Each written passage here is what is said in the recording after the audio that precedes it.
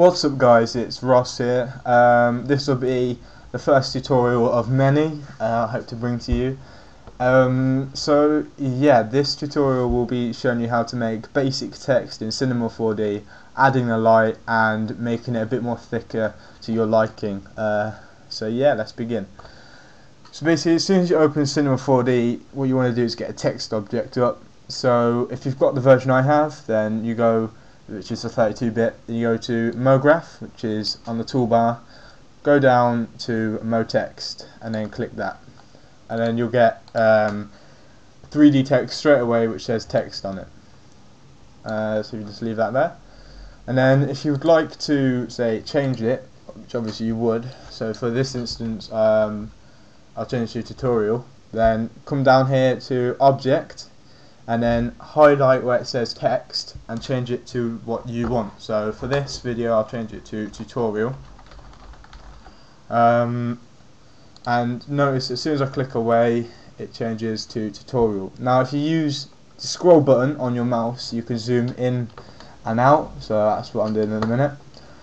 Also another tip is, say if you click on the actual letter in itself, these three arrows, if you move them across, if you move the red one, it goes across, move the green one, you move it up and down, and the blue one moves it back and forth. So yeah, they're really useful to have. Right, yeah, so you'd be wanting to change the text of it, well, the font, sorry. So if you go back onto object and then font, which is just underneath text, you click font, it should come up with a little box, just a little open box, and it should have all the fonts in it that you have on your computer. So if you just click one, whatever, so I'll just go for autumn with this one, and it just changes the text straight away. But at the minute it's a bit thin, so it hasn't got any depth of it. So if you go back down to object again and go on to depth, if you move the arrow up, it makes the text a lot deeper, so it's got thickness to it. Or if you bring it into the minuses, it brings it forward, so towards the camera. So I'm going to put it on to about 70, so it's got a little depth to it. In the top right corner here, there's four little icons which will do things. So the first one, which looks like a D-pad, that moves it all the way around. So yeah, the second one, which is like an arrow going forwards and backwards, that zooms in and out. If you push your mouse forward, it brings it in, out, it brings it out, obviously. The rotating one, which has got a dot in the middle and two curves on the end with arrows, so that moves, that rotates the camera so you can see from all angles. So you can see here, you can see the depth on the tutorial. And finally, the little box here, if you click that, then it brings all angles of the your plane which you're working on. So you've got the front view, which is this one, the top view, which is this one, the normal view, which you normally look at, perspective, sorry, and from the side view. So yeah, and if you want to go on either one of these, then you just click the top bar, like the little box again in the top right hand corner, and if you want to get out of it, you press it again. It's the same for all of them, really. So yeah, so we've got the text now, but we really want to add some colour to it. So at the minute these are just some colours that I have already in here, but to make a new colour, so you go File, New Material, which is at the bottom, New Material, and you've got a matte. So if you double click on the sphere, bring that over here, and you go into colour. I'm going to make this a nice red colour, so you can just play around with the colour dials to suit what you get. So we've got the colour, we'll put a bit of reflection on it so it makes it a bit more professional. So if you tick reflection, we'll go over to brightness, and if you just pull this back down to about 20, you can see it's got a little reflection bit on it. So we'll close that, and now we've got a colour already.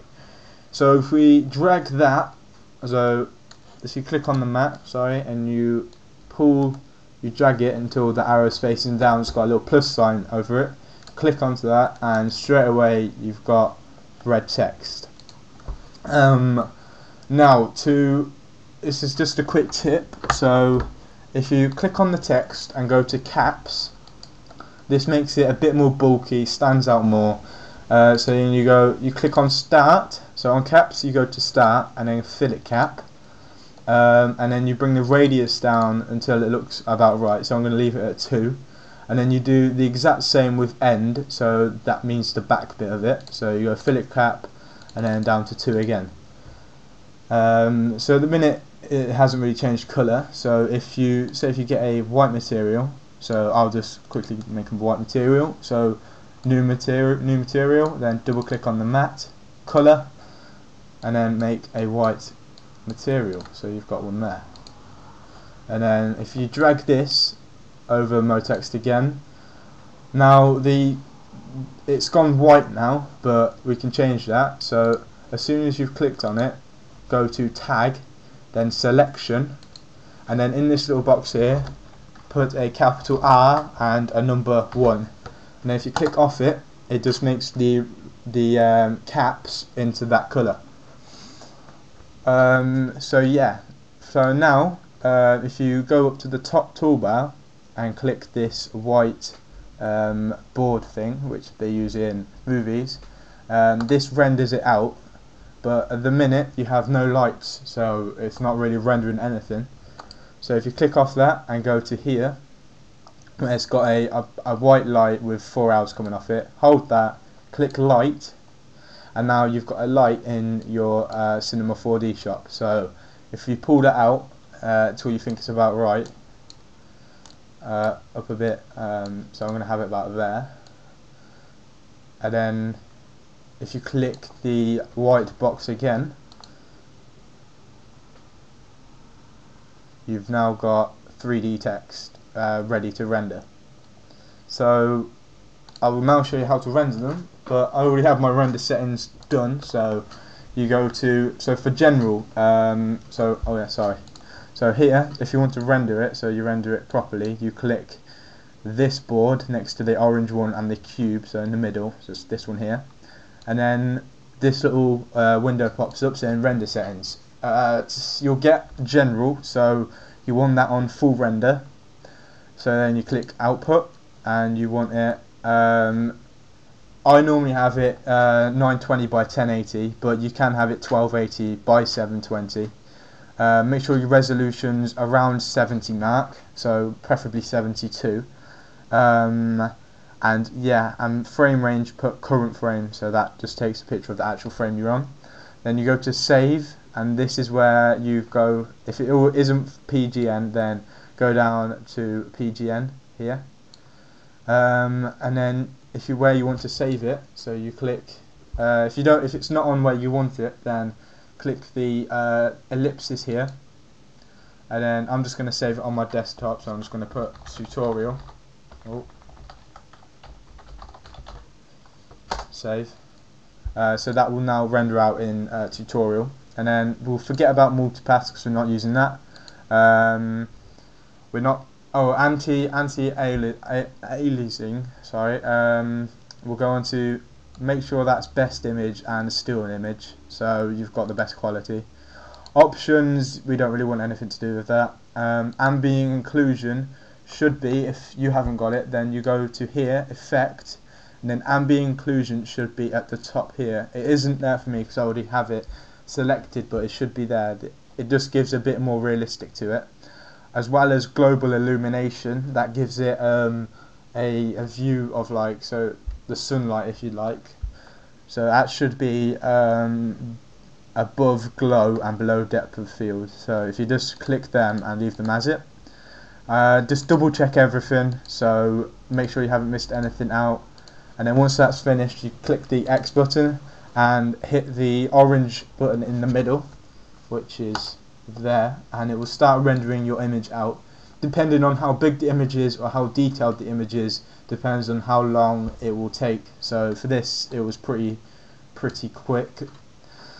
So yeah, if I go down to my tutorial now, so if I just minimize this, then you can see have it here, so tutorial. It's saved as a PNG file, so it's ready for Photoshop, ready for editing. Yeah, so that is basically the basic movements of making 3D text and adding a light and colour to it. So I hope this has helped, and I'll be bringing more tutorials on the way. Thanks a lot, everyone.